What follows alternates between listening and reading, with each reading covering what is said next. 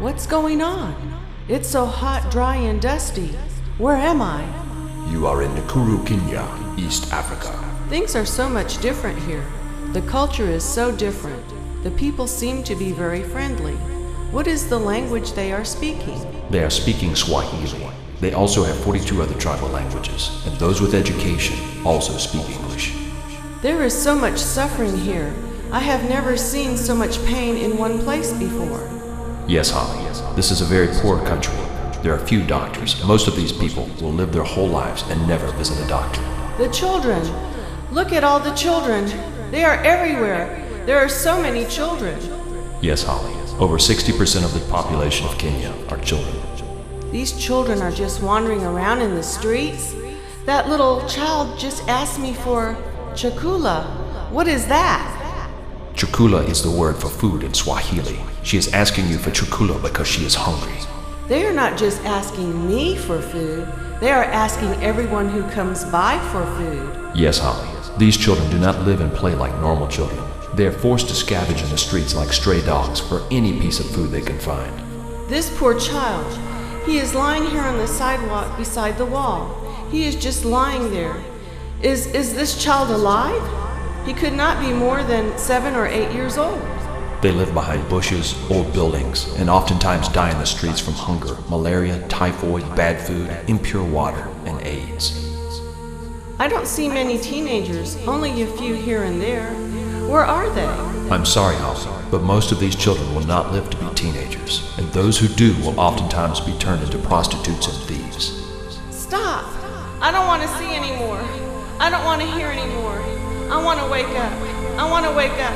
I've had enough. I'm sorry, Holly, but you have more to see and more to hear. What is in that bottle that they have in their mouths? I can smell it from here. It has a horrible odor. It is glue, Holly. They are sniffing glue. The fumes from the glue fill their little stomachs and make them feel full, and it gives them a temporary high to help them forget their hunger pains. Unfortunately, it destroys their developing lungs and brain cells. Many times they go for days without food after they sniff the glue. That is horrible. Why are these young children who are 7 or 8 years old taking care of these 2 or 3-year-old children? Where are their parents? Why don't their parents take care of these children? They do not have parents. These are orphans. There are over 1 million orphans in Kenya, East Africa. Many of their parents died in tribal wars. Some died from diseases such as malaria and typhoid, but most of their parents died from AIDS. It is nothing unusual to see an older orphan taking care of a younger sibling, or a 70 or 80-year-old woman who can hardly take care of her feet herself, trying to take care of 8 or 9 orphan grandchildren. That is horrible, just horrible. Can't the government do something to help these children? Aren't there orphanages that they can live in? The government is very poor, Holly. They can do very little to help. Yes, there are a few orphanages, but unfortunately, there are not enough to take care of so many orphans. I have to do something. I have to do something. Isn't there anything that I can do? Isn't there anything that I can do? So many orphans.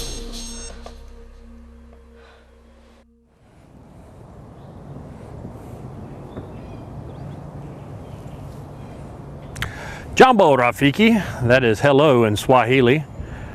My name is Wesley Wallace.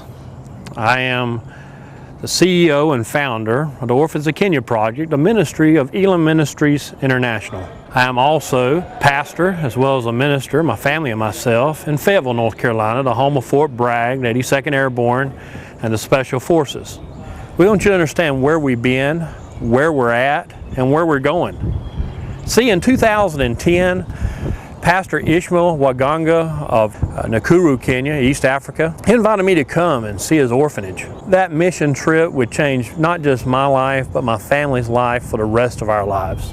My ultimate goal is, at the end of this video, for you to become a friend to the Orphans of Kenya. Thank you. Mr. Wesley Wallace's time in Africa and his time spent with Pastor Ishmael in Nakuru, Kenya was an eye-opener. Nothing he had ever experienced in ministry prepared him for the level of suffering he witnessed there. Nothing has ever touched his heart or hurt him more than seeing the orphans with no homes living in the streets. Once he came back to America, for the first 6 weeks, he was both depressed and confused. Every night he would cry himself to sleep with the images of the orphans in his mind. Every morning, his first thought was about the orphans. He knew the Lord would not let him forget what he had seen.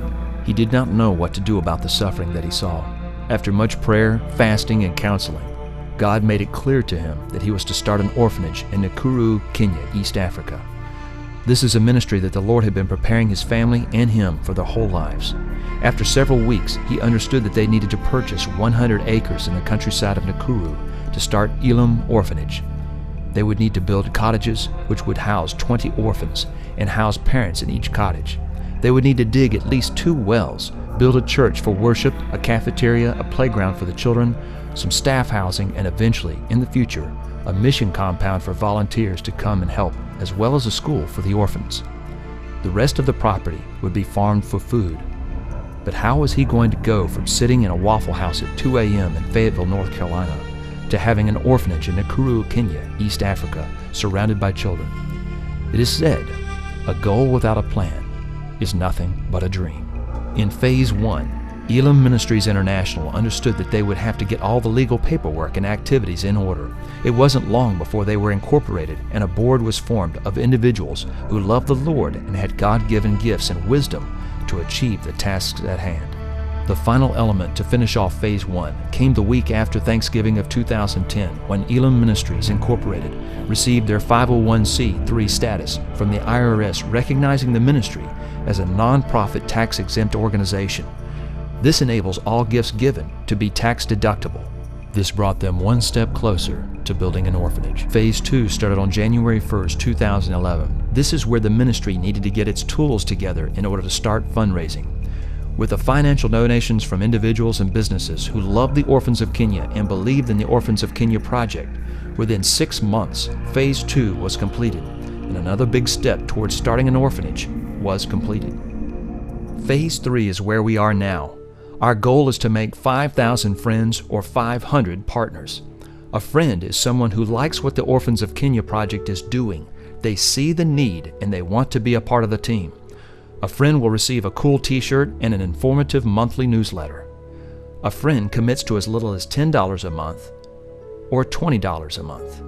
A partner is one who, just as a friend says he likes what the Orphans of Kenya Project is doing, feels the Lord has blessed him and his family to the point that they feel they can give $30 a month. This averages to be $1 a day, or the price of a McDouble cheeseburger, or $60 a month, or $90 a month. Most nonprofit organizations spend 70% of their income for administrative costs. Usually, only 30% goes to help the cause.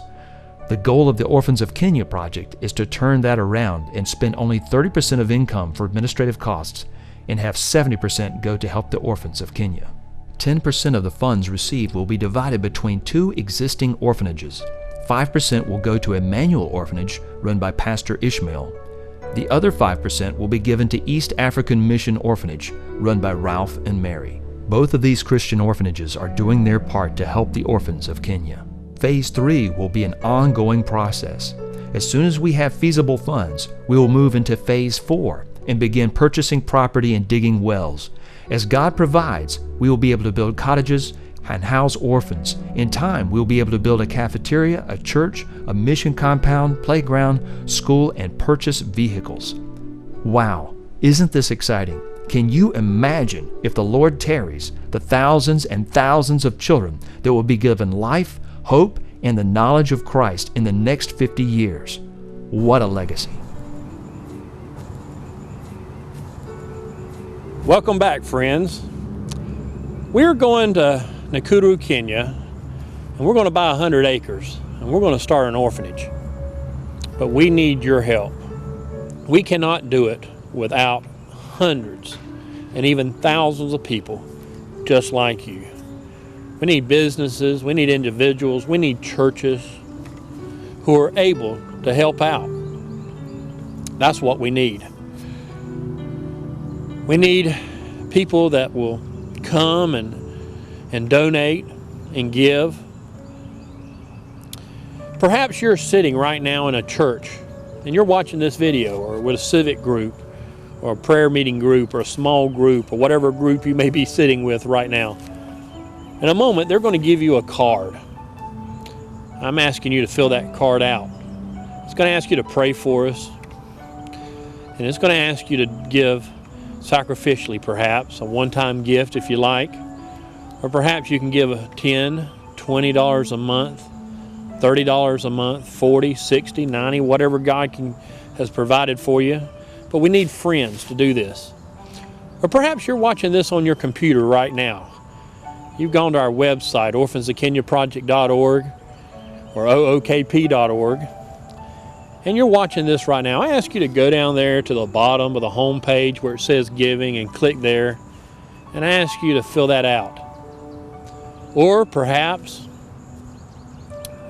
you don't feel comfortable working with a computer or filling out the little card, but perhaps you want to talk to someone in person.